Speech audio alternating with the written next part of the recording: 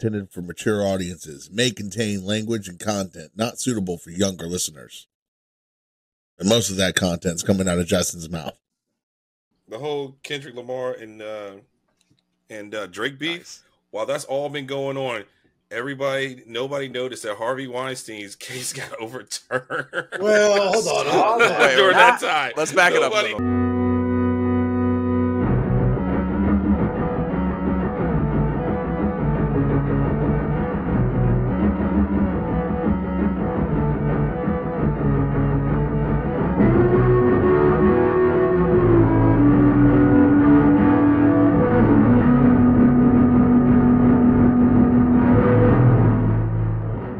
That shit. I was like, looked at the news. I was like, what? So Harvey Weinstein's New York case got overturned.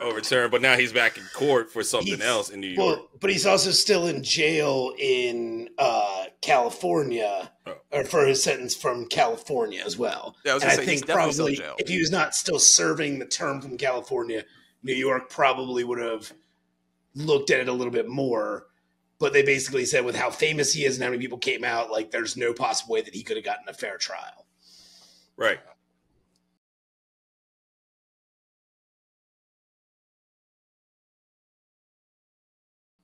All right, back up for me real quick. What's the beef about between Kendrick and Drake?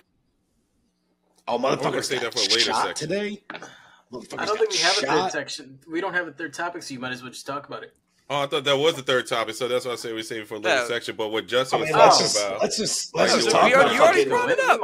You brought it up. So well, you were talking about like during times of famine and like civil unrest, like they'll do the gladiator games. Mm-hmm. Yeah, we all know and then you perfectly segued into it and ruined it. It was perfect. Okay, it was perfect. So, way back in the day, you were on it. You were on it. Way back in the day when Kendrick was coming up, Drake took him out on tour with him, right? And basically that's how everyone started finding out about Kendrick. And Drake had really nice things to say about Kendrick at that time. Kendrick never really said anything nice about Drake. He was just like, hey, he took me out on tour. It was cool to get to see that and all. There's a little bit of bickering back and forth and some like beefs that they were loosely associated with.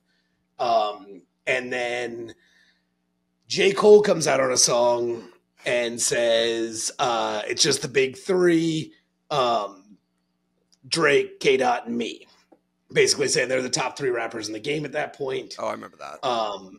And then all of a sudden in like March 22nd, timestamp.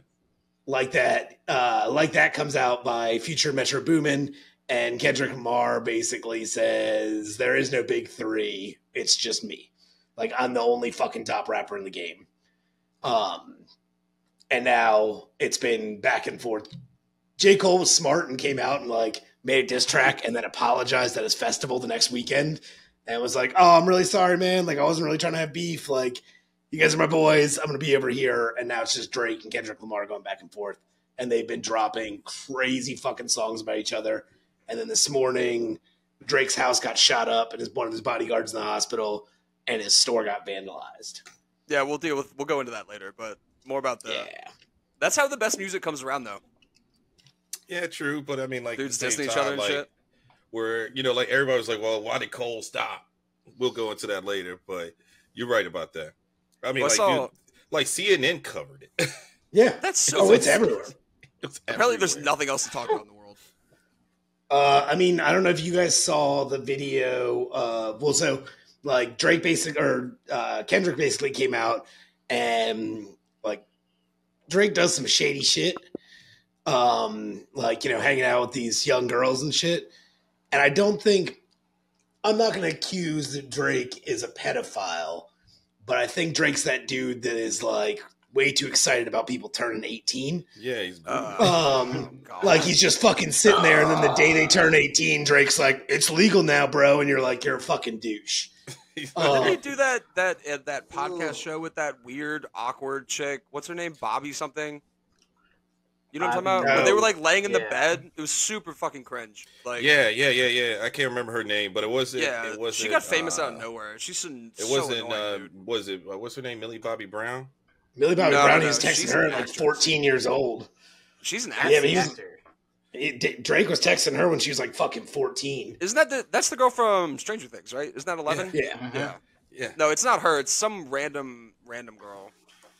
It's that girl that talks in a real monotone voice. Yeah, she's like super crude and rude and shit. And it's Bobby so does her own podcast. Yeah, Althoff. Bobby Althoff. Yeah, she like barely after that, like when she got famous and stuff, like she ended up getting her husband divorced her. Yeah, they divorced. All this stuff, like.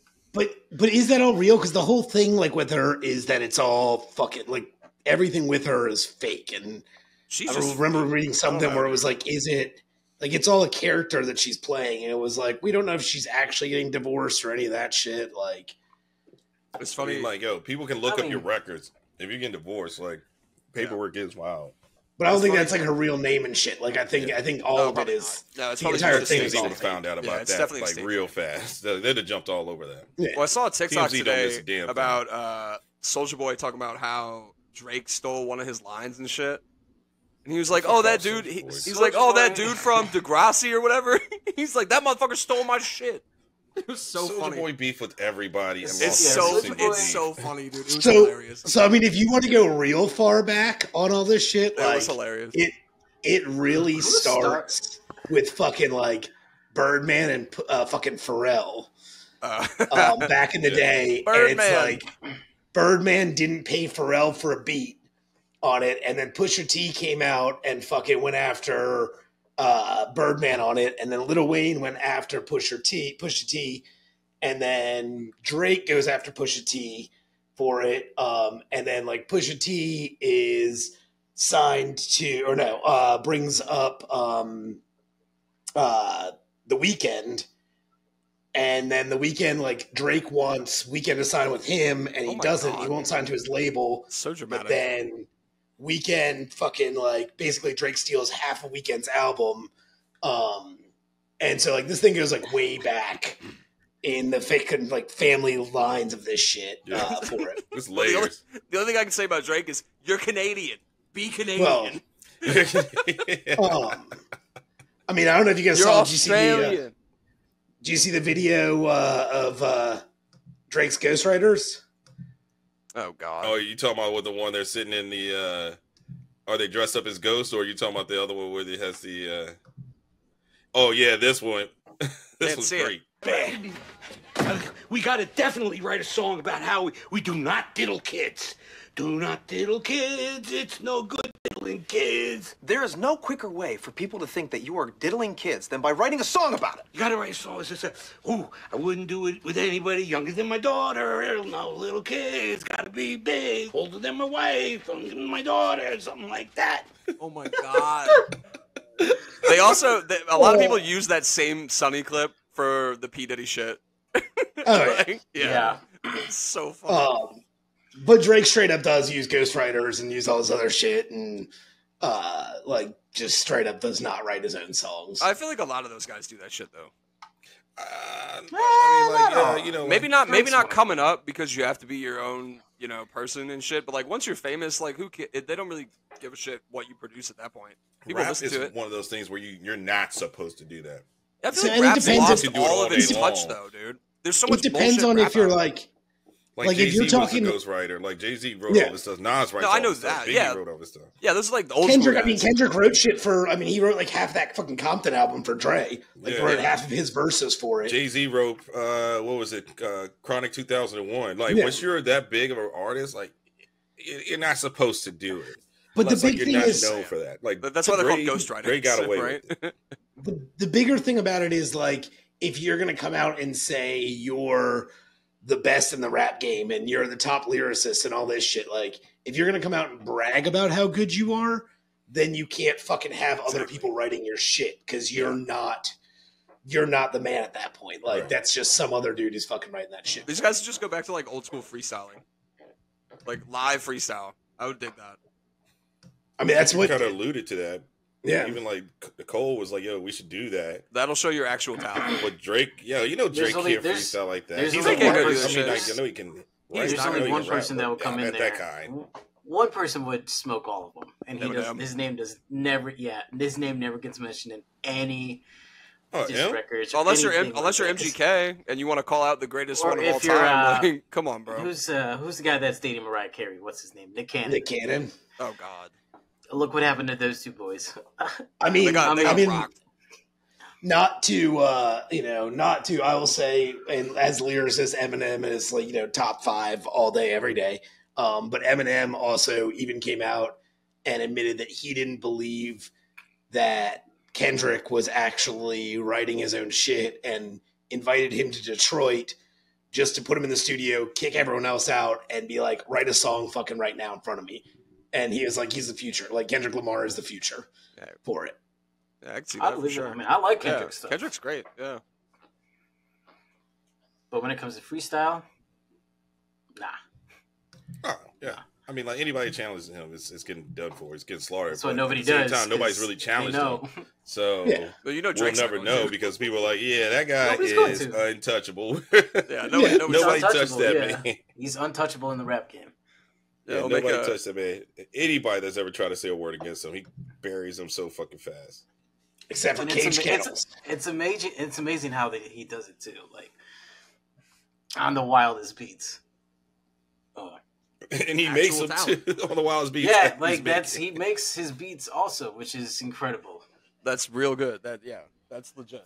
I miss his old stuff when people weren't so damn sensitive about fucking music coming out.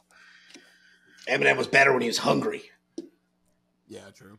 I mean, and on drugs. See, back to the enhanced crank games. When was Eminem better? When he was on fucking drugs. Give all the athletes drugs, it'll be better. I don't know. Took the drugs and the drugs are working. Drugs are working. Yeah. Took the drugs and the drugs are working. Oh, man. Well, I mean, I think we're just going to segment at that point. Been great hanging out with you guys. Peace, love. Say thank you every once in a while. Justin Baby Boy, cue the damn music. We out, motherfucker.